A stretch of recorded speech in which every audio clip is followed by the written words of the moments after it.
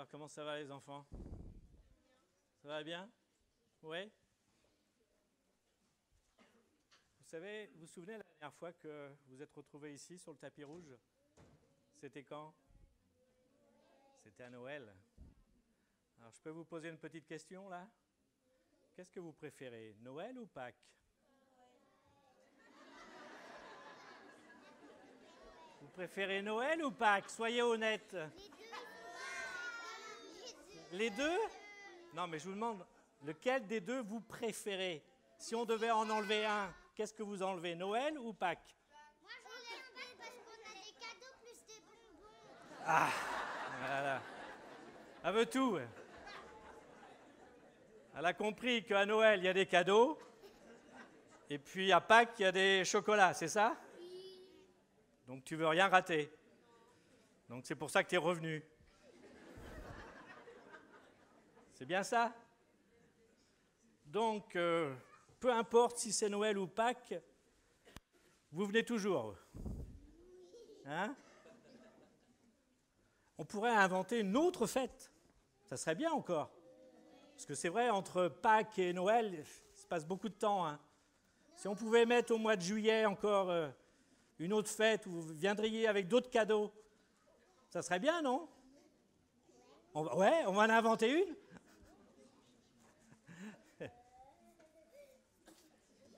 Ah. Alors, qu'est-ce que vous aimez beaucoup à Noël, alors? Qu'est-ce que vous préférez à Noël? Les cadeaux.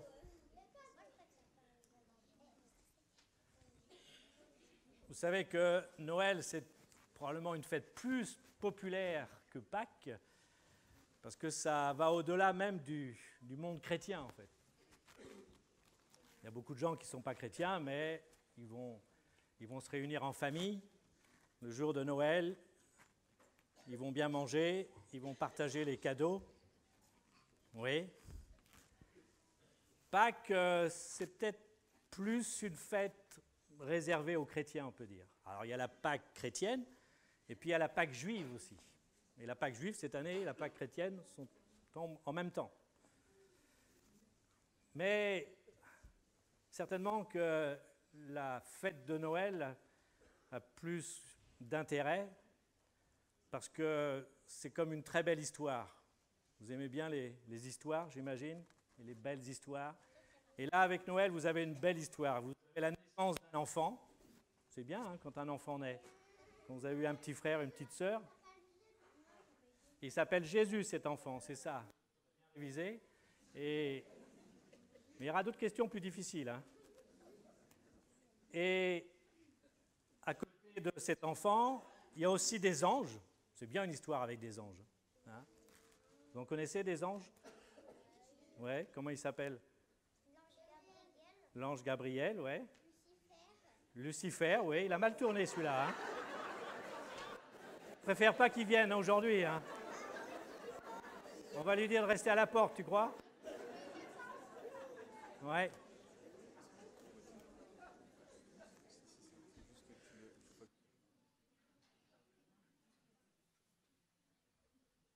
Donc il y a des anges, il y a un petit enfant. Dans cette histoire, il y a aussi un méchant. Qui est dans une histoire intéressante, il faut toujours qu'il y ait un méchant. Il y a un méchant, comment il s'appelle le méchant? Hérode. Ah, dis donc, t'as bien révisé. Ouais, le méchant dans cette histoire, c'est Hérode. Et puis il va essayer de tuer le petit enfant. D'accord? Il ne va pas y arriver. Parce que Dieu va sauver celui qui viendra plus tard, un sauveur. Hein? C'est quand même une belle histoire, ça. Maintenant, Pâques. Pâques, c'est une autre histoire. Personnellement, je vais vous montrer pourquoi, je trouve qu'elle est encore plus belle que celle de Noël. Et elle est représentée ici, dans ce décor. Vous avez travaillé pour le décor aujourd'hui? Qu'est-ce que vous avez fait pour le décor de Pâques? Vous avez fait quoi? Des boissons? Ah, des poissons, pardon. Des poissons. Et quoi d'autre? Des vitrailles. Des vitrailles. Où sont les vitrailles? Vous avez fait des vitraux. Des vitres. Des vitrailles? Non, des vitraux. Un vitrail, des vitraux. Vous avez fait quoi d'autre? Qu'est-ce que vous avez encore fait dans le décor là qu'il y a? Des moutons. Vous avez fait des moutons, vous avez vu, il y en a beaucoup qui ont disparu. Hein? Ils sont partis à la boucherie là pour le gigot de ce midi. Bah, vous rigolez, mais vous avez peut-être mangé du gigot ce midi. Avant, c'était un mouton qui était dans les champs. Hein? Donc, vous avez participé au décor. Vous avez travaillé pour cela. Donc, on voudrait vous féliciter. Tous les grands vont vous applaudir maintenant pour vous féliciter d'avoir travaillé pour le décor de Pâques cette année ici. Et puis, il y a aussi dans le décor, vous avez vu ce qu'il y a dans le décor, il y a deux pièces dans ce décor qui sont importantes. Vous avez remarqué? Vous avez la croix d'un côté et vous avez une grotte. Qui c'est qui voudrait être spéléologue? Toi, tu voudrais aller dans les cavités de la Terre? Tu veux venir? Tu veux rentrer là, voir? Viens voir si tu peux descendre. Viens voir. Vas-y, rentre. Oh là là! T'as failli tomber là. Il y a une croix et une grotte, mais qui servait de tombeau en fait, un sépulcre. La croix représente la mort, parce que c'est là que les gens sont morts, comme Jésus. Et puis le tombeau représente la résurrection, la vie dans notre histoire. D'accord? Ce qui fait que nous allons nous arrêter quelques instants sur cette histoire-là. L'histoire de la crucifixion, de la mort de Jésus et l'histoire de la résurrection. Et nous allons essayer de comprendre ce que la Bible nous dit sur ce qui s'est passé ce jour-là, ou ce week-end, puisque ça a commencé le vendredi, et ça s'est terminé le dimanche. Le vendredi, c'était quoi le vendredi? Demain? On va remettre les choses en place. Pardon? C'était avant-hier, oui. Voilà, c'est bien. Le vendredi, dans l'histoire, c'est le jour de la mort de Jésus. C'est ce jour-là qu'il a été crucifié. Et le dimanche, 3 jours après, vous savez compter? Vendredi, samedi, dimanche. C'est bizarre hein, comment on compte là. Hein? On est le dimanche. Mais si on dit le 3e jour après le vendredi, donc le dimanche, en fait c'est parce que les Juifs, ils comptaient la journée à partir du soir, du coucher du soleil, jusqu'au coucher du soleil. Et on compte donc vendredi le 1er jour, samedi le 2e jour et dimanche le 3e jour. Alors qu'est-ce qui s'est passé à la croix? Il y a quelqu'un qui a été crucifié. Comment il s'appelle? Jésus. Il a été crucifié parce qu'il avait fait le mal? Non. Alors comment ça se fait qu'il a été crucifié parce qu'il avait fait le mal? C'est bizarre quand même. Si vous avez fait le mal, on peut comprendre que vous êtes crucifié, vous êtes condamné. Mais si vous faites le bien et que le bien, et rien que le bien. Oui? Alors tu es déjà dans la signification de la croix, là, c'est bien. Pour nous délivrer, oui, effectivement. Donc c'est quand même terrible de souffrir ou d'être condamné alors que vous n'avez fait que le bien. Vous n'aimez pas ça, vous. Si vous faites le mal, vous comprenez que papa et maman, ils vous punissent un peu, mais si vous faites le bien, et si papa et maman vous punissent, vous n'allez pas comprendre. D'accord? Mais c'est ce qui est arrivé à Jésus.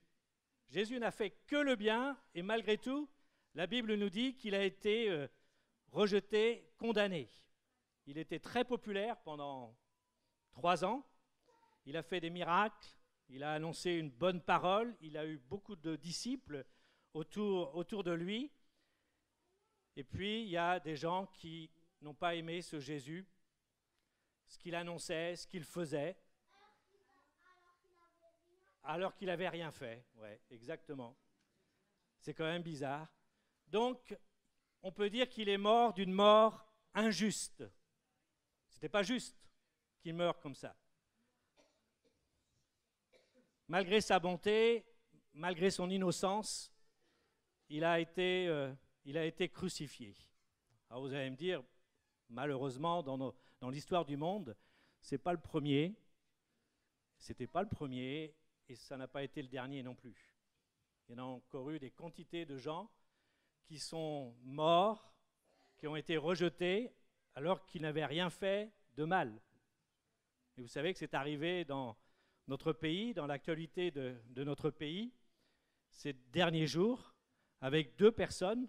Peut-être que vous avez vu ces visages à la télévision et vous avez entendu ces noms. Cette première personne, elle s'appelle Mireille Knoll. C'était une dame âgée de 85 ans. Et elle a été, avant, elle reste sur Mireille Knoll, et elle a été tuée, on peut dire massacrée, par des gens qui n'aiment pas les Juifs. Parce qu'elle est juive, elle était juive. Donc on peut dire que cette femme, elle est morte d'une mort injuste, d'une mort horrible. Elle ne méritait pas de mourir comme ça. Et ça a été, bien sûr, un événement dont on a beaucoup parlé ces derniers jours. Et malheureusement, la même journée où des gens ont tué cette vieille dame chez elle, dans son appartement, eh bien, le même jour, il y a un autre homme qui a tué cet officier de la gendarmerie, que tout le monde a entendu parler, qui s'appelle Arnaud Beltrame, un nom que personne ici ne connaissait, bien évidemment, il y a quelques jours, et puis un nom que tout le monde connaît maintenant, et pas seulement en France, mais même au-delà. Et cet homme, vous le savez, de la même manière que cette femme, il a été tué alors qu'il ne le méritait pas. Il est mort d'une mort injuste. On peut dire comme Jésus, en fait. Comme Jésus. Il est mort d'une mort injuste. Il y a un point commun, bien sûr, et on sait qu'avec la mort d'Arnaud Beltrame, il y a quelque chose de plus qu'avec Mireille Knoll. Puisque dans ce qui s'est passé, vous connaissez l'histoire peut-être, il y a quelqu'un qui avait été pris en otage dans un supermarché par un terroriste. Et cet officier est venu avec ses hommes pour essayer, bien évidemment, de libérer les otages. Et cet officier s'est présenté devant le terroriste en disant « Est-ce que je peux prendre la place de cette femme qui est prise en otage ?» Et le terroriste a accepté.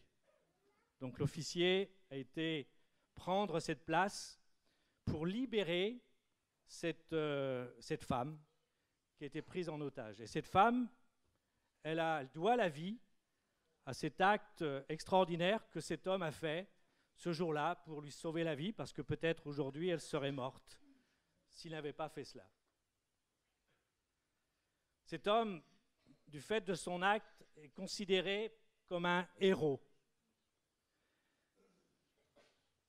L'État français a rendu hommage à cet homme.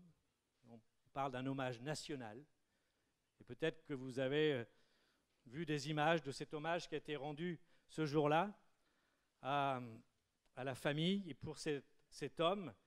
Et dans les mots que le président de la République a prononcés pour rendre hommage au lieutenant-colonel Arnaud Beltrame, il y avait ces mots: « L'employé pris en otage était de ces innocents. Sa vie comptait pour Arnaud Beltrame, elle comptait même plus que tout, car elle était, comme toute vie, la source de sa vocation de servir. accepter de mourir pour que vivent des innocents. C'est ce qu'il a fait. Tel est le cœur de l'engagement du soldat. Être prêt à donner sa vie parce que rien n'est plus important que la vie d'un concitoyen. Là était cette grandeur qui a sidéré la France. Il a pris une décision qui n'était pas seulement celle du sacrifice, mais celle d'abord de sa fidélité à soi-même, de sa fidélité à ses valeurs, de la fidélité à tout ce qu'il avait toujours été et voulu être, à tout ce qui le tenait. Alors le nom de son assassin, déjà sombrait dans l'oubli, le nom d'Arnaud Beltrame devenait celui de l'héroïsme français, porteur de cet esprit de résistance qui est l'affirmation suprême de ce que nous sommes, de ce pourquoi la France toujours s'est battue, de Jeanne d'Arc au général de Gaulle, son indépendance, sa liberté, son esprit de tolérance et de paix contre les hégémonies, contre les fanatismes et tous les totalitarismes. Arnaud Beltrame rejoint aujourd'hui le cortège valeureux des héros qu'il chérissait. Il va être considéré maintenant en France pendant longtemps comme un héros, celui qui a accepté de sacrifier sa vie. Ça, c'est ce qui nous touche dans cette histoire. Qu'un homme demande de prendre la place d'un otage au risque de perdre sa vie. Lorsqu'il est question de la mort de Jésus, la Bible nous dit qu'il y a quelque chose de semblable qui s'est passé. Ce n'est pas juste un innocent qui a été tué. Si ça avait été cela, croyez-moi que 2000 ans après, on ne parlerait pas de Jésus aujourd'hui. Si on parle de Jésus aujourd'hui, c'est parce que non seulement il a été tué alors qu'il ne méritait pas, mais c'est parce que la Bible nous dit que quand il a accepté cela, il a accepté de prendre la place de quelqu'un d'autre. Comme cet officier supérieur, Arnaud Beltrame.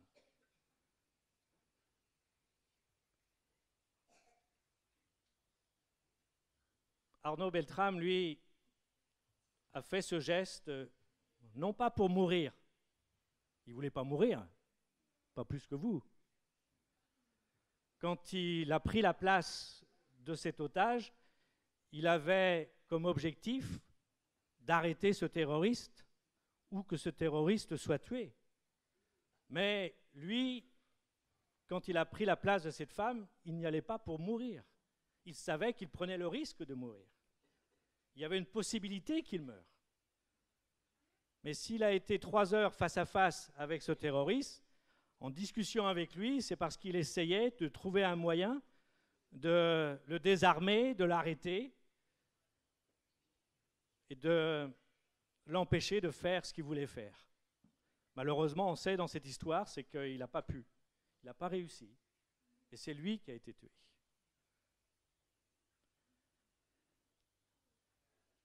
Avec Jésus, c'est différent. La Bible nous dit qu'il a pris notre place. Et quand Jésus a pris notre place, la mort pour lui, ce n'était pas une possibilité, c'était une certitude. Et il l'a fait non pas pour quelqu'un qu'il considérait comme innocent, comme cet officier, parce que cet officier, lui, considérait que cette femme, elle ne méritait pas de mourir, elle était comme innocente.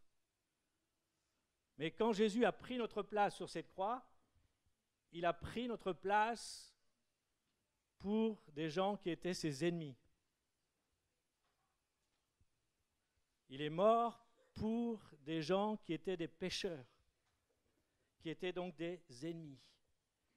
Et c'est la raison pour laquelle il est ce héros, beaucoup plus grand encore que tous ceux qui ont donné leur vie pour d'autres personnes dans la résistance ou comme cet homme dont on vient de parler. Il a été beaucoup plus loin. Et c'est pour cette raison que 2000 ans après, on en parle encore aujourd'hui. Voici ce que l'apôtre Paul nous dit dans l'Épître aux Romains, parlant de ce que Jésus a fait, de l'acte de Jésus. Il dit ceci: « Oui, quand nous étions sans force, le Christ est mort pour des gens mauvais. » Pas pour des innocents, pour des gens mauvais. Au moment décidé par Dieu. Déjà, pour une personne juste, on ne serait guère prêt à mourir.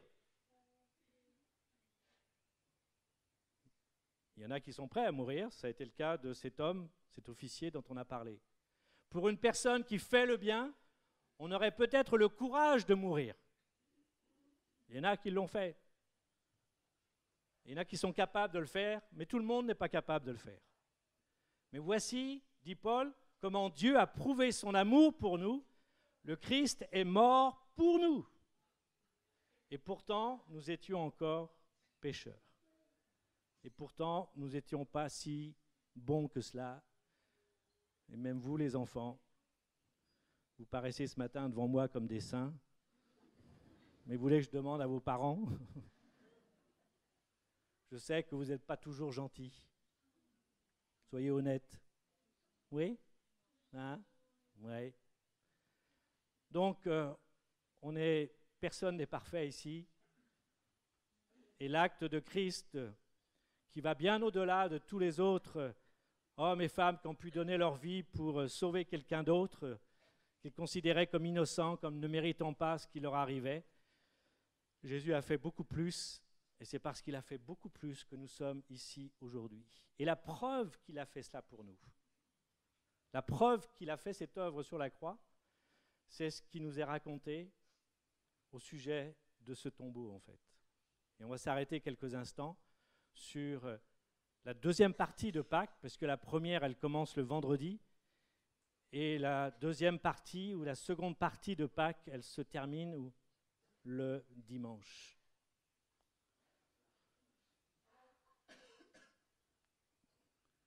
L'histoire que je vais vous raconter maintenant, je considère personnellement que c'est la plus belle histoire qu'il y a dans la Bible. Vous savez qu'il y a des histoires dans la Bible. Quelles sont les histoires que vous aimez dans la Bible? Ah, oui? L'histoire de Jésus? Impeccable, hein? Prends tout là. Une autre histoire? La naissance de Jésus. Ça, c'est l'histoire qui te plaît.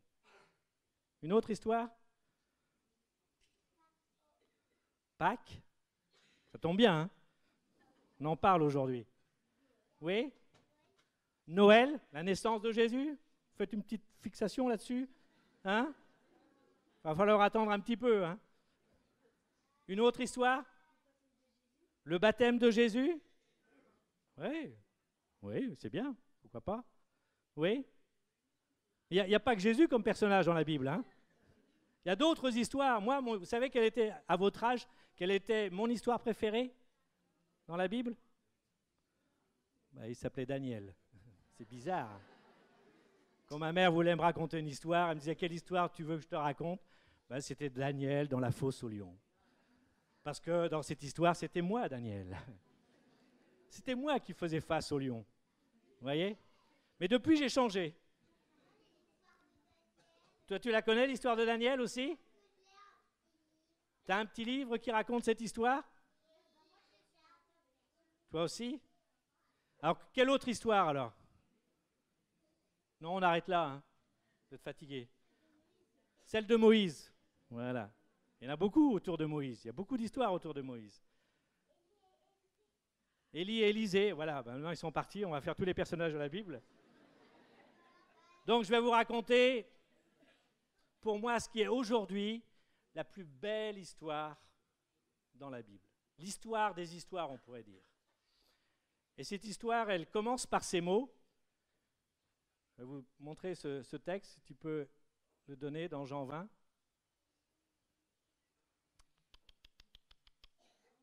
Allô, allô, il y a quelqu'un? Le texte de Jean 20. Voilà. Le premier jour de la semaine, ça commence comme ça cette histoire, le premier jour de la semaine, Marie-Madeleine vient au tombeau dès le matin, alors qu'il fait encore sombre, et elle voit que la pierre a été enlevée du tombeau. Marie-Madeleine a assisté à la mort de Jésus, elle était là à la croix. Elle a appris, elle savait que Jésus avait été mis dans un tombeau. Et donc, le premier jour de la semaine, elle est allée voir au tombeau de Jésus, si Jésus était encore là.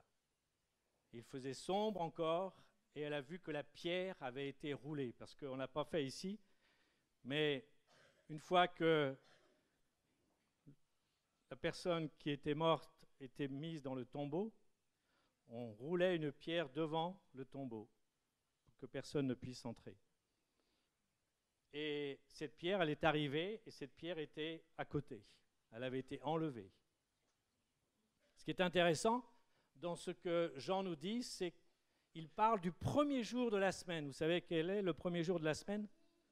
Mardi? Lundi? Ouais. Non, c'est dimanche. Non, c'est dimanche. La semaine de travail, c'est lundi peut-être. C'est dimanche le premier jour de la semaine. Oh, pas possible. Qu'est-ce qu'ils vous apprennent à l'école là? Pas possible. Bon, écoutez, moi je vous dis que c'est le dimanche, d'accord? Le premier jour de la semaine, c'est pas possible ça, c'est des rebelles. Alors ce qui est intéressant, c'est que Jean, il aurait pu dire autre chose. Au lieu de dire le premier jour de la semaine, il aurait pu dire, et peut-être même il aurait dû dire, le troisième jour après la mort de Jésus. Parce que c'était aussi le troisième jour après la mort de Jésus que Marie-Madeleine est allée au tombeau. Il aurait pu dire cela. Parce qu'à chaque fois que Jésus avait parlé à ses disciples de sa mort, il avait toujours dit « Je vais mourir », il leur avait décrit comment, crucifié, rejeté, et le troisième jour, je ressusciterai. Voilà ce qu'il leur avait dit plusieurs fois avant sa mort. Et on aurait pu penser que Jean, racontant ce qui s'est passé donc au moment de sa résurrection, ils disent le troisième jour après la mort de Jésus. Mais Jean n'a pas dit cela, et Jean a choisi plutôt de parler du premier jour de la semaine. Ce premier jour de la semaine, pour Jean, ce n'est pas seulement le premier jour de la semaine. C'est le premier jour d'un nouveau monde. C'est le premier jour d'une nouvelle création. Et quand vous lisez cette histoire qui suit dans le chapitre 20, il est question d'un jardin. Et Jésus même va être pris pour un jardinier. Ouais. Marie va le prendre pour un jardinier. Elle ne va pas le reconnaître. Il était là devant elle, ressuscité. Elle ne va pas le reconnaître, elle va le prendre pour un jardinier. Et c'est la raison pour laquelle, notamment, un auteur, pour ceux qui connaissent G.K. Chesterton, un écrivain anglais, journaliste aussi, chrétien, va écrire ceci: le troisième jour, dès l'aube, les amis du Christ vinrent au tombeau. Ils trouvèrent la pierre roulée et le tombeau vide. Ils comprirent, chacun selon ses voies, qu'il y avait eu un nouveau prodige, mais ne comprirent pas, même alors, que le monde était mort dans la nuit. Ce qu'ils avaient devant les yeux, c'était le premier jour d'une nouvelle création, avec des cieux nouveaux et une terre nouvelle. Et Dieu, sous l'apparence d'un jardinier, se promenait une nouvelle fois dans le jardin, à la fraîcheur non du soir, mais de l'aube. Et vous voyez le parallèle qu'il fait, cet auteur anglais, il fait le parallèle entre ce qui s'est passé dans le jardin autour de ce tombeau, lorsque Marie-Madeleine est allée et qu'elle a vu Jésus, et ce qui s'est passé dans le jardin d'Éden, un autre jardin, au moment de la création. Il nous est dit que le soir, Dieu se promenait et parlait avec Adam et Ève. Il était en communion avec eux. Et c'était au début de la création. Et là, nous sommes comme au début d'une nouvelle création, d'une nouvelle ère, d'un nouveau monde. Celui qui a commencé le jour de la résurrection de Jésus. La grande question autour de la résurrection, c'est savoir si Jésus est vraiment ressuscité ou pas. Et pourquoi est-ce si important qu'il soit ressuscité? Vous savez pourquoi est-ce que c'est important? Parce que si Jésus n'est pas ressuscité, ce qui s'est passé à la croix n'a aucune valeur.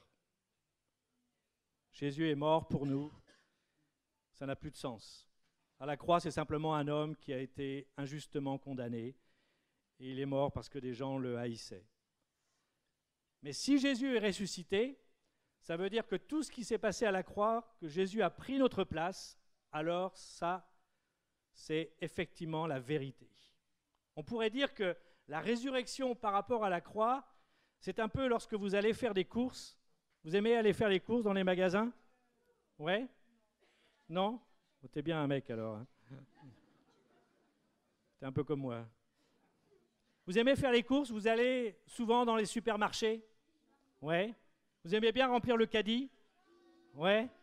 C'est mieux quand c'est vous qui le faites, hein? Ouais, c'est mieux. C'est toi qui te mets dans le caddie? Non, il faut mettre des articles dans le caddie. Parce qu'à la caisse, quel prix tu vas donner? Hein? Eh bien oui, mais quand vous achetez des articles dans un magasin, vous allez à la caisse, vous payez, d'accord? Vous payez toujours, hein? Oui? Oui, votre maman, elle paye toujours. D'accord, c'est bien. Je vérifie, on ne sait jamais. Vous payez, et quand vous avez payé, qu'est-ce que la caissière vous donne? À l'argent, ouais, vous rendez, et après? Un ticket. Un ticket. C'est pas mal un ticket quand même. J'en ai un là, parce que je fais toujours les courses aussi. Et donc ça, c'est un ticket. Vous voyez? Et pourquoi ce ticket il est important? Ouais. Ah, c'est bien. Si ce que tu as acheté ne te plaît plus, tu peux ramener. C'est bien, c'est pratique, c'est vrai, ça sert à ça. C'est important. Ça a dû t'arriver, hein? Oui? C'est ça. Tu as raison. Pour que l'on croie qu'on a payé. Parce que ce qui peut arriver des fois, c'est à la sortie des caisses, là, dans la galerie marchande, il y a des agents de sécurité, des gens très costauds, là, qui viennent et qui peuvent vous arrêter avec votre caddie plein d'articles et qui peuvent vous dire, madame, mademoiselle, monsieur, est-ce que vous pouvez me montrer votre ticket de caisse? Ou pire, s'il vient vers vous en disant, vous avez volé ce produit, cet article, est-ce que vous l'avez vraiment payé? Qu'est-ce que vous allez faire à ce moment-là? Vous allez sortir, et vous avez intérêt de l'avoir à ce moment-là, le ticket. Parce que si vous ne l'avez pas, ça va mal se passer. Donc il ne faut pas le jeter, il faut toujours le garder. Et vous le montrez à l'agent de sécurité, et vous avez la preuve que tout ce qu'il y a dans le caddie, parce que lui, il peut vérifier, tous les articles sont écrits, il y a la date d'achat, donc il peut vérifier que vous avez bien acheté ces articles ils vous appartiennent, et il vous dira, mademoiselle, monsieur, vous pouvez rentrer chez vous, il n'y a pas de problème.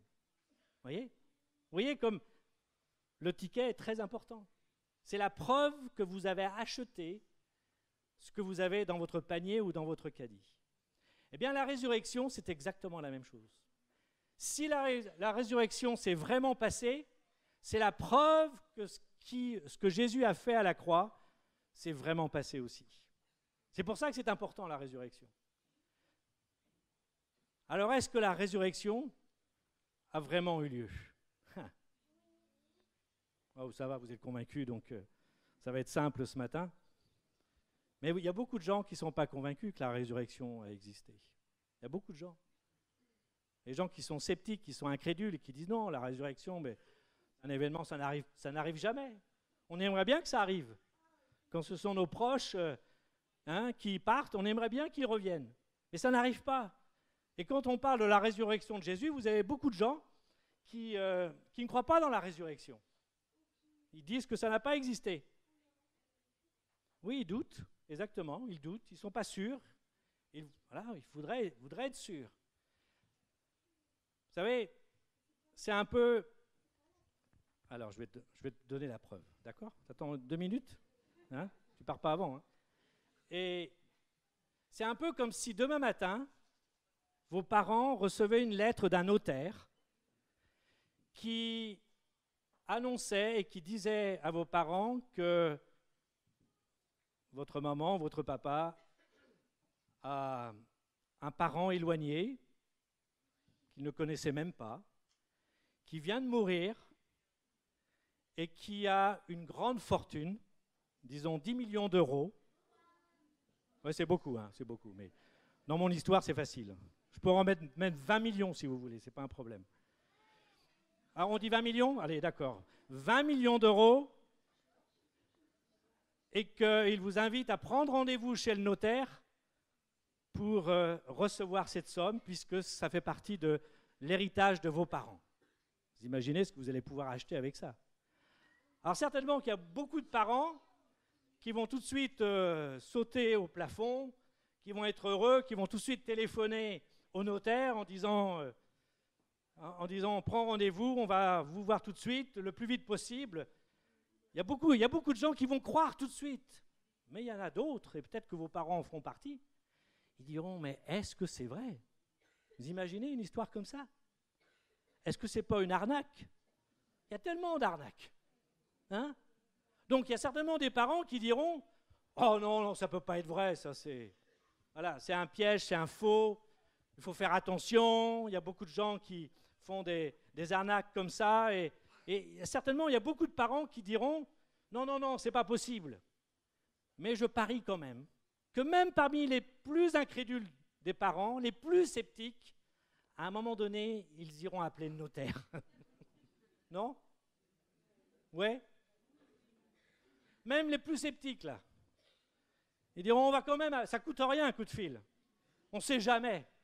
Si, on ne va pas louper quand même 20 millions d'euros, vous voyez. Si c'était vrai. Eh bien, avec la résurrection, c'est exactement la même chose. La résurrection, ce n'est pas 20 millions d'euros, c'est beaucoup plus que cela. C'est beaucoup plus important que ça. C'est plus que des milliards d'euros, exactement. C'est beaucoup plus important. Ça veut dire que si vraiment cette résurrection a eu lieu, il vaut mieux que je sache si c'est vrai ou pas. Il ne faut pas que je laisse ça en disant « Oh, tant pis, c'est pas grave, je ne veux pas vérifier, je n'ai pas envie d'en savoir plus. » Non, parce que si Jésus est vraiment ressuscité, ça veut dire que tout ce qu'il a fait avant, ben c'est vrai. Ça veut dire qu'il est vraiment le sauveur du monde, ça veut dire qu'il est vraiment celui qui a fait toute cette œuvre pour nous et qui peut tellement nous donner dans notre vie, tellement nous apporter dans notre vie. Donc, toute personne qui entend parler de cette histoire devrait dire « Peut-être je n'y crois pas, peut-être je suis sceptique, mais j'aimerais bien quand même vérifier. » Et je connais beaucoup de gens qui font comme ça. La démarche qu'ils font quand ils viennent entendre l'Évangile, c'est dans cet esprit-là. Ils se disent « Mais si c'était vrai. » Alors comment savoir si c'est vrai? Tiens, comment savoir? Ah bah acheter une Bible, bah voilà. Ben voilà, il suffisait d'acheter une Bible. Donc vous avez tous une Bible, donc si vous voulez savoir que c'est vrai, vous achetez une Bible, on va faire des affaires ce matin. Vous allez acheter une Bible et puis vous saurez que c'est vrai. Mais qu'est-ce qui nous dit dans la Bible que c'est vrai? Que ça s'est vraiment passé? La réponse, preuve, je dis preuve entre guillemets, pas une preuve scientifique bien sûr, c'est un élément en faveur, un indice, c'est Marie et Marie. Marie et Marie. Je ne me suis pas trompé, c'est vraiment 2 fois Marie.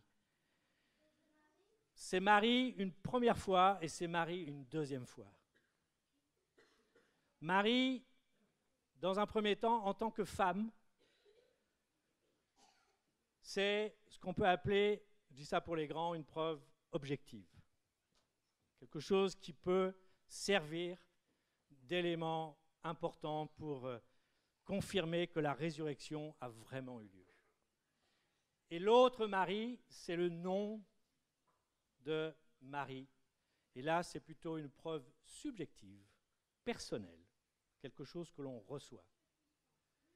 Il y en a d'autres qu'on pourrait donner, mais on va s'arrêter uniquement sur ces deux-là, la preuve de Marie, la preuve objective, Marie en tant que femme, parce que il nous est dit dans ce texte, si on reprend le texte,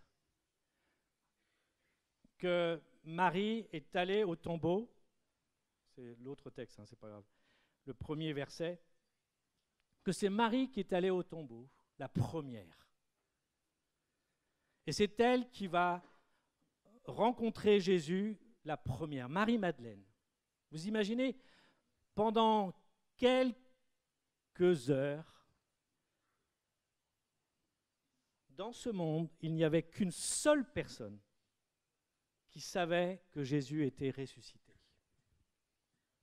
Et cette personne, c'est cette femme, Marie-Madeleine. Une femme d'abord. Quelque temps après, les premiers disciples, les premiers apôtres au IIe siècle, il y a un philosophe romain, Cels, qui va écrire un texte pour critiquer les chrétiens. Il était contre le christianisme et il va écrire un texte, un discours véritable pour critiquer les chrétiens. Il va être très très dur contre les chrétiens. Et particulièrement, l'argument qu'il va utiliser pour dire que la résurrection n'a pas eu lieu, c'est justement le témoignage des femmes. Il va dire comment un esprit rationnel peut donner du crédit au témoignage de femmes hystériques. C'est pas moi qui le dis, hein, je fais une citation. Je n'oserais pas dire. C'est comme ça qu'il est considéré. À cette époque, du temps de Jésus et après, on pensait que les femmes, le témoignage des femmes n'était pas valable. Même dans un tribunal, on n'en voulait pas. Et là, cette histoire, elle raconte la résurrection de Jésus au travers d'abord du témoignage des femmes. Pas seulement, mais d'abord. Et lui, cet homme, il était tellement contre les femmes qu'il s'est servi de cela pour dire, ben non, la résurrection, ce n'est pas possible, ça n'a pas pu avoir lieu parce que ce sont des femmes qui ont témoigné. C'est étonnant parce que 20 siècles plus tard, aujourd'hui, c'est ce même argument qui nous sert à démontrer que la résurrection a dû avoir lieu. Parce que si on pense que la résurrection a été inventée par les apôtres, on se dit, si les apôtres ont voulu inventer la résurrection, alors qu'elle n'a pas eu lieu, est-ce qu'ils auraient parlé des femmes qui témoignent et qui ont d'abord vu Jésus ressuscité? Certainement, ils ne l'auraient jamais fait, parce qu'ils se seraient dit, il y aura des gens comme Cels qui vont dire, mais non, ce n'est pas possible le témoignage des femmes. Donc ils n'auraient mis que des hommes, certainement, ils n'auraient jamais mis des femmes. Donc au fait, aujourd'hui, si ce sont des femmes qui témoignent, comme Marie, ça vient renforcer le fait, ou l'idée, que la résurrection a vraiment dû avoir lieu, parce que ce sont vraiment des femmes comme Marie qui ont vu d'abord Jésus ressuscité. La deuxième, c'est Marie. Si on peut remettre cette diapo. Deuxième, c'est Marie. On va lire le texte qui vient à ce moment-là. Le texte de Jean 20. Voilà. Après avoir dit cela, donc c'est Marie, elle se retourna, elle voit Jésus debout, mais elle ne savait pas que c'était Jésus.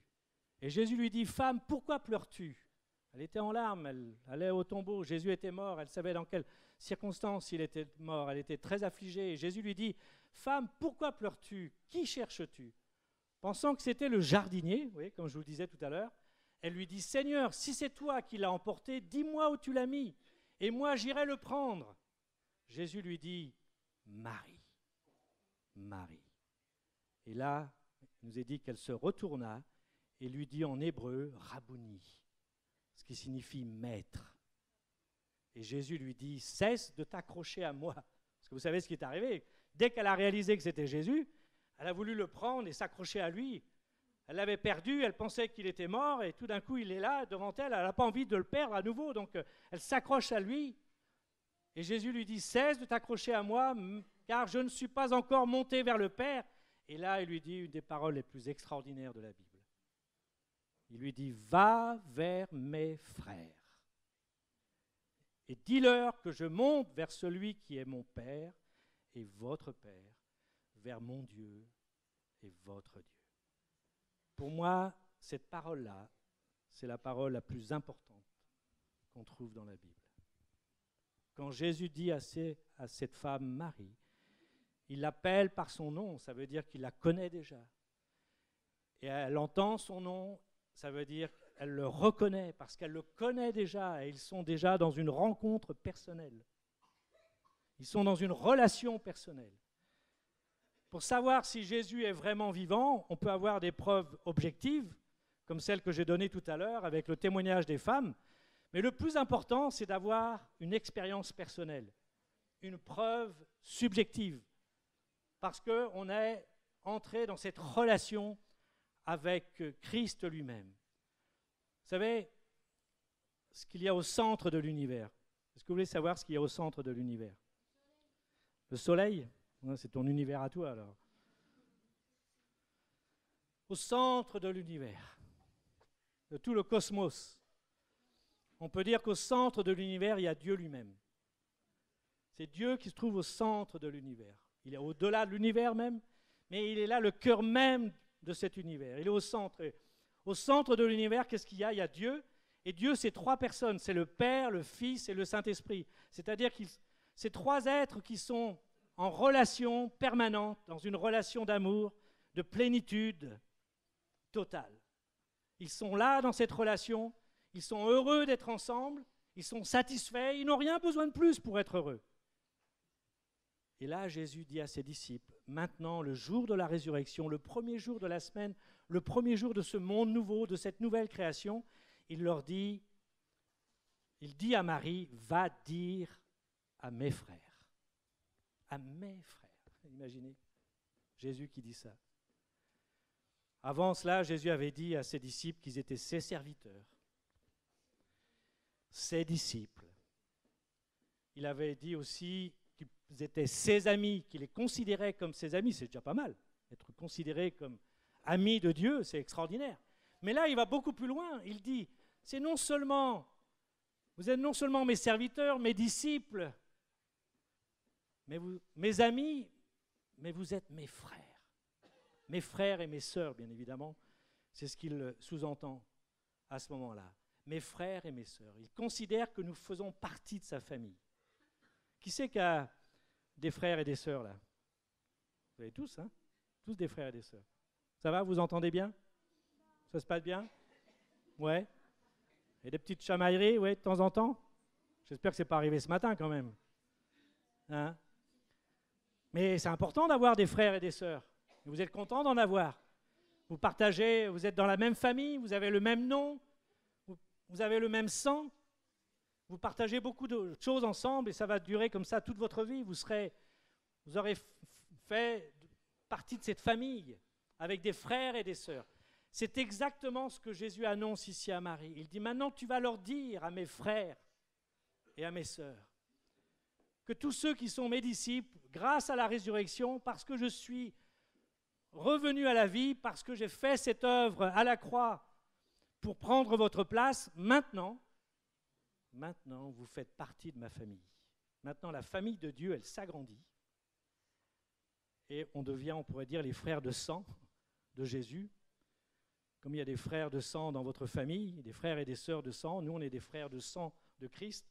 Le sang de Christ, bien sûr, celui qui a coulé sur cette croix. Et nous sommes et nous faisons partie de sa famille. Et il nous donne de porter ainsi son nom, en fait.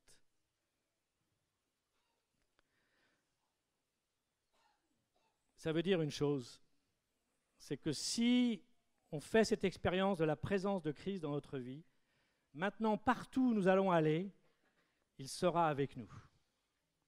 Partout. Vous allez à l'école demain? Vous êtes content? Pourquoi? C'est quand même bien Pâques. Hein. Ça pouvait être Pâques tous les jours. Hein. Vous allez retourner à l'école mardi alors? Ouais. Et vous aimez aller à l'école? Oui? Ouais, c'est vrai, encore un autre jour férié, il n'y a que ça. Non, toi, tu n'es pas d'accord? Non? Eh bien, si vous allez à l'école et que les choses ne se passent pas bien, Jésus, lui, sera toujours avec vous. C'est ce qu'il a voulu dire ici. Vous êtes mes frères. Et il faut que je monte vers celui qui est mon Père et votre Père, celui qui est mon Dieu et votre Dieu. Il dit, on fait partie de la même famille. Il est mon Père, dit Jésus, mais il est aussi votre Père.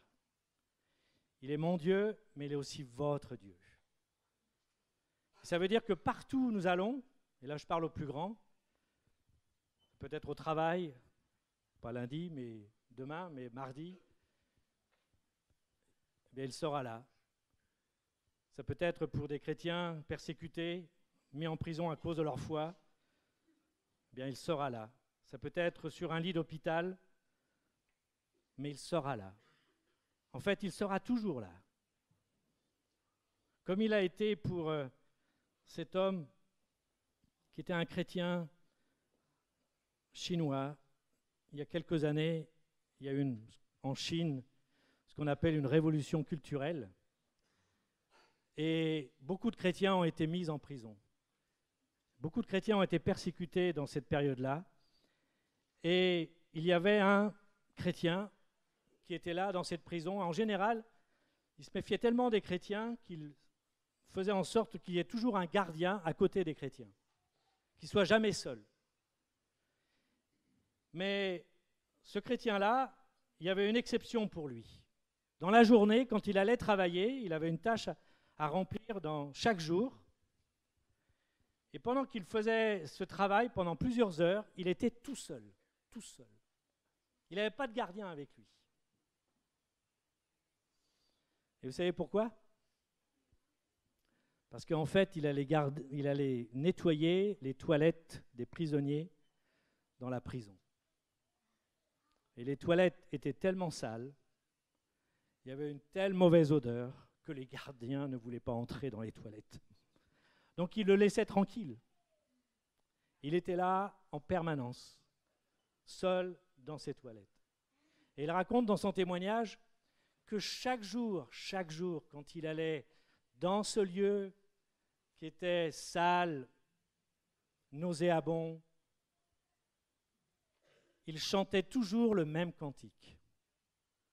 Il chantait toujours le même cantique. Et ce cantique, vous allez l'entendre maintenant.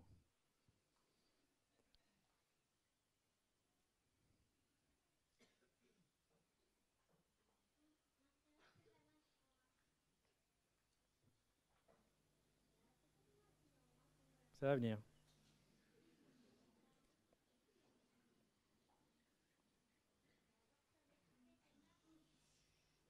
On va la voir.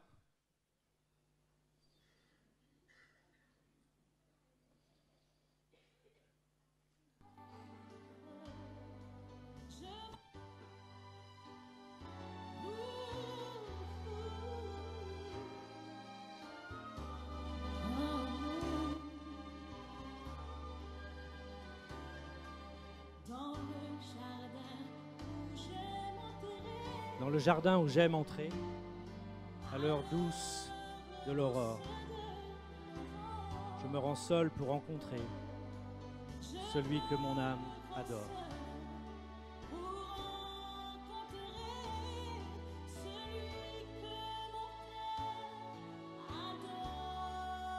Peut-être le refrain, certains le connaissent. Il marche avec moi.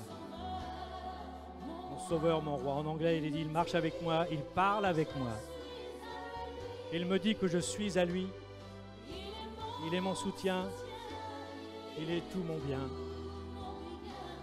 Mon salut, mon divin appui. On va arrêter là. On va prier ensemble maintenant. Seigneur, tu nous fais cette promesse qu'à partir de ce jour où tu es ressuscité, c'est Pâques maintenant qui commande toutes choses. Grâce à ta résurrection, nous faisons partie de ta famille. Grâce à cette mort sur la croix, où tu as pris notre place, nous pouvons aujourd'hui faire partie de ta famille et tu peux nous considérer comme tes frères et tes sœurs. Et nous partageons ensemble, Seigneur, le même Père, le même Dieu. Alors, partout où nous serons, que ce soit à l'école, dans une prison, dans un hôpital, sur un lieu de travail, tu seras avec nous. Tu seras toujours avec nous, Seigneur. Et nous pourrons chanter comme ce chrétien chinois tous les jours. Tous les jours, tu marches avec moi, tu me parles et tu me dis que je suis à toi. Nous voulons nous souvenir de cela maintenant. Et au moment où nous allons partager ce repas de Sainte Seine, nous voulons mesurer un peu plus l'immensité de l'œuvre que tu as accomplie pour chacun d'entre nous. Parce que tu n'as pas seulement été la victime de la haine des hommes, tu as toi-même voulu donner ta vie afin de payer pour notre condamnation. Et par ta résurrection, tu viens certifier, tu viens démontrer que tout ce que tu as fait, c'est réellement accompli. Et que tu es vraiment devenu notre Sauveur. Alors merci Seigneur d'être considérés ce matin non seulement comme tes serviteurs, comme tes disciples, comme tes amis, mais aussi comme tes frères et tes sœurs. Nous te bénissons pour cela, Seigneur. Et nous voulons célébrer cela ensemble maintenant, en partageant ce repas de Sainte Seine. Et j'invite tous ceux qui vont prendre ce repas maintenant à se lever. Et je vais demander à ceux qui vont distribuer ce repas de s'approcher devant.